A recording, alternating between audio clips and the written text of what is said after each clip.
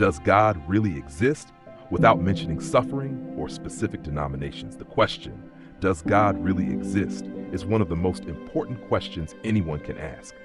Let's explore it together using reason, the world around us, and the evidence found in history and human experience. First, think about the universe itself. Everything around us, the stars, the oceans, the forests, even the intricate design of the human body, points to something greater. The order and complexity of the universe suggest a designer. Imagine a painting. No one would look at a masterpiece and assume it created itself. In the same way, the beauty and precision of our world point to a creator who brought it into being. Scientists often talk about the laws of physics and the fine-tuning of the universe. These laws make life possible, but they also raise questions. Why is the universe so perfectly ordered? Why do we have laws like gravity and thermodynamics that work together seamlessly? Such order and balance strongly suggest an intelligent mind behind it all. But it's not just the universe itself, it's the fact that it exists at all. Everything that begins to exist has a cause. The universe had a beginning, so it must have a cause outside of itself. This is often called the first cause argument. The cause must be timeless, immaterial, and powerful enough to create everything we see. That cause is God. Now let's consider human experience. Think about the moral sense that's written into our hearts, the understanding of right and wrong. Where does this come from? If everything were just random chance, why would humans universally recognize concepts like justice, compassion, or love? The moral law points to a moral lawgiver, someone who designed us with an innate sense of good and evil. We also find evidence of God in the longings of the human heart.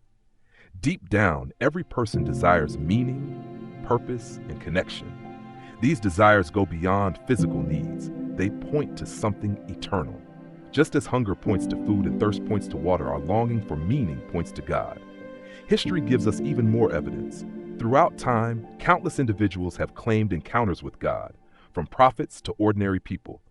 And then there's Jesus Christ, whose life, death, and resurrection transformed the world. His teachings about love, forgiveness, and eternal life continue to inspire billions today. His resurrection is one of the most well-documented events in ancient history, with eyewitnesses who were willing to die for their belief that he had risen. But God doesn't just reveal himself in history or creation. He also reveals himself personally. Millions of people throughout history have experienced his presence in their lives, whether through prayer, moments of peace, or a sense of guidance and comfort. These experiences, while personal, are consistent across cultures and time, pointing to a God who is not distant but deeply involved in our lives. So does God exist? The evidence is everywhere, in the vastness of the universe, in the moral law within us, in the teachings of Jesus, and in the lives of those who've encountered him. But ultimately, this question isn't just about evidence. It's an invitation. God isn't just a concept to be debated. He's a reality to be experienced. If you're still wondering, take a step. Look at the world around you. Open your heart to the possibility. Ask God to reveal himself to you. Many who have done this have found their lives profoundly changed. The question, does God exist, isn't just an intellectual exercise. It's a journey that can transform your life. Are you ready to take the first step? This version focuses on reason, evidence, and an invitation for reflection while staying general and relatable.